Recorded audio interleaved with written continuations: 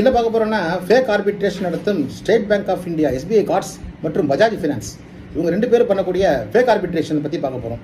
இது fake arbitration. நிறைய பேருக்கு வங்கி கடன் வாங்கினவங்களுக்கு ஆர்பிட்ரேஷனே என்னன்னு தெரியாது. ஆர்பிட்ரேஷனே என்னன்னு தெரியாதப்போ ஃபேக் ஆர்பிட்ரேஷன் மட்டும் எப்படி தெரிஞ்சிட போகுது? ஃபேக் ஆர்பிட்ரேஷன்னா ஒன்றும் இல்லை சார்.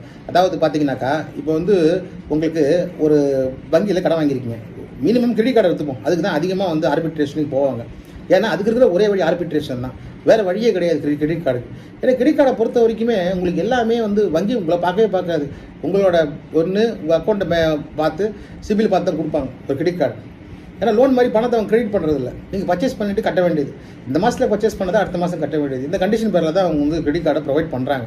அதை டீபால்ட் ஆகிங்கன்னா உங்களுக்கு ஒரே வாய்ப்பு வேணா உங்களுக்கும் ஒரே ஒரு அக்ரிமெண்ட் மட்டும் தான் சைனிங்கில் இருக்கும். இப்போ கிரெடிட் கார்டு வாங்கினீங்கன்னா பர்சனல் லோன் மற்ற இதுக்கு மாதிரி ப்ராசஸ் அதிகமாகலாம் இருக்காது. கிரெடிட் கார்டை பொறுத்த வரைக்கும் அப்ரூவ் பண்ணி அவனே அனுப்பிச்சி விட்ருவோம். ஸோ ஒரே ஒரு டிஜிட்டல் சிக்னேச்சர் மட்டும் தான் உங்களுக்கு தேவைப்படும். அதை ஆன்லைன்லேயே பண்ணி விட்டிங்கன்னா முடிஞ்சுது. ஸோ ஒரு அக்ரிமெண்ட் மட்டும்தான், அதை பேஸ் பண்ணி தான் கிரெடிட் கார்டை கொடுக்குறாங்க. அதனால் இந்த கிரெடிட் கார்டுக்கு தான் இப்போ ஆர்பிட்ரேஷன் அதிகமாக போகும். இப்போ இந்தியா லெவலில் என்ன அதிகமான கிரெடிட் கார்டு யூஸ் பண்ணுறான்னு பார்த்தீங்கன்னா ஸ்டேட் பேங்க் ஆஃப் இந்தியாவோட கார்டு, எஸ்பிஐ கார்ட்ஸ் தான் அதிகமாக யூஸ் பண்ணுறாங்க. ஏன்னா அதில் பல கேட்டகரி இருக்குது, பல நன்மைகள். ஒரு கிரெடிட் கார்டை பற்றி நம்ம ஒரேடியாக தப்பாக சொல்லக்கூடாது. கிரெடிட் கார்டில் முறையாக யூஸ் பண்ணாக்கா நிறைய நன்மைகள் கிரெடிட் கார்டில் இருக்குது. அதை என்னோட பதிவில் நிறைய சொல்லியிருக்கேன். முறையாக ஒரு கிரெடிட் கார்டை யூஸ் பண்ணோம்னா அந்த கிரெடிட் கார்டில் நமக்கு நன்மைகள் இருக்க தான் செய்யுது. ஆனால் கிரெடிட் கார்டை பொறுத்த வரைக்கும் அந்த லிமிட் இன்க்ரீஸ் பண்ணுறது தான் இங்கே தொல்லையே. ஏன்னா திடீர்னு லிமிட் இன்க்ரீஸ் பண்ண உடனே வரவுக்கு மேலே செலவு வரும்போது செலவு அதிகமாகிடுது, கட்ட முடியாமல் போயிடுது, டிஃபால்ட் ஆகிடுறாங்க. ஆக எப்போ தான் என்ன பண்ணுறாங்கன்னா வங்கி எப்போ ஒருத்தர் கட்ட முடியாமல் வந்துடுது அப்போவே ரெக்கவரிக்கு போயிடுச்சா, ரெக்கவரிக்கு போனவுடனே தன்னோட திருவிளையாடலை ரெக்கவரி ஏஜென்ட்ஸ் ஆரம்பிச்சிடுறாங்க. ஸோ என்ன பண்ணுறாங்கன்னா இவங்க மெயினாக ஆர்பிட்ரேஷன் அப்படின்றது தான் இந்த. ஏன்னா எடுத்த உடனே இதை எடுத்துட்டோம்னா பின்னாடி இவங்க எதிர்க்கிறதுக்கான எந்த வித பிரம்மாஸ்திரமும் இல்லாமல் போகுது. இது பிரம்மாஸ்திரம் அப்படி சொல்கிறத விட நீங்கள் கையில் எடுக்கக்கூடிய ஆயுதம்னு வச்சுக்கலாம். ஒரு சிறந்த ஆயுதம்னு வச்சுக்கிங்க. இந்த ஆயுதத்தை போரில் எப்பவுமே கடைசியில் தான் பயன்படுத்தணும். முன்னாமே எடுத்து அந்த ஆயுதத்தை பயன்படுத்திடக்கூடாது.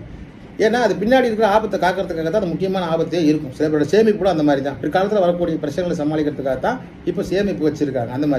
அந்த மாதிரி சூழ்நிலை பார்த்தீங்கன்னாக்கா இந்த மாதிரி ஒரு ஆர்பிட்ரேஷன் கையில் எடுக்கும்போது முதல்ல என்ன பண்ணணும்னா பயமுறுத்தலோடு நிற்கணும். சில பாம்புகள் பார்த்தீங்கன்னாக்கா முன்னாடி சத்தம் போடும், கிட்ட வரும்போதே உஷ்ன்னு சத்தம் போடும். எதுக்குன்னா பயமுறுத்துறதுக்கு. என்கிட்ட வராத வச்சுக்கிட்டா நீ கண்டோம் அப்படின்றத சொல்கிறது தான் பாம்புகள் பெரும்பாலும் சத்தம் போடும்.